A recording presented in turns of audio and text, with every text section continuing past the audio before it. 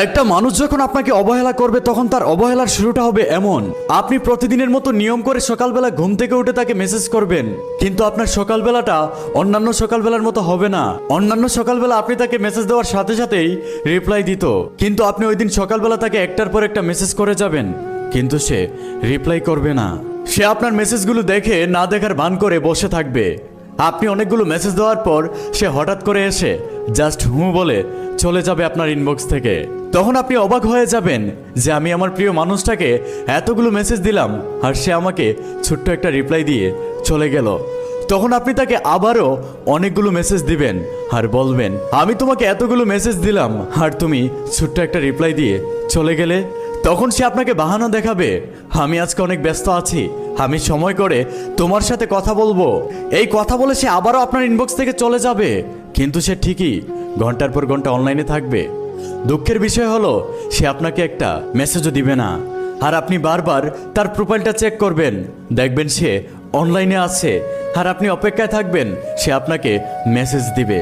কিন্তু আপনি অপেক্ষা করার পরেও যখন দেখবেন সে আপনাকে মেসেজ করছে না, তখন আপনি তাকে অনেকগুলো মেসেজ করবেন, কিন্তু আপনি তাকে অনেকগুলো মেসেজ করার পরেও সে আপনার একটা মেসেজও সিন করবে না, রিপ্লাই করবে না। কিন্তু আপনি যখন তার মেসেজের রিপ্লাইয়ের অপেক্ষা করতে করতে অন্য কোনো কাজে ব্যস্ত হয়ে যাবেন অথবা ঘুমিয়ে যাবেন, তখন সে কৌশল খাটিয়ে আপনার মেসেজের রিপ্লাই দিয়ে আবারও সে আপনার ইনবক্স থেকে চলে যাবে। এটা হলো একটা সম্পর্কের অবহেলা করার প্রথম ধাপ।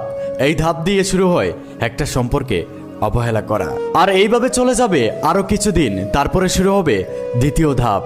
সে আপনাকে কথায় কথায় অপমান করবে, ছোট করবে, ছোটখাটো বিষয় নিয়ে আপনার সাথে ঝগড়া করবে। আপনাদের দুজনের কথা হওয়া মানেই ঝগড়া হবে 100% শিওর। সে আপনার প্রত্যেকটা কথায় দোষ খুঁজবে। সে আপনাকে এমন এমন কথা বলবে যা আপনি সহ্য করতে পারবেন না, তাও আপনি মনের বিরুদ্ধে গিয়ে সহ্য করে যাবেন তার ভালোবাসা পাওয়ার আশায়। এইরকম চলতে থাকবে আরও কিছুদিন।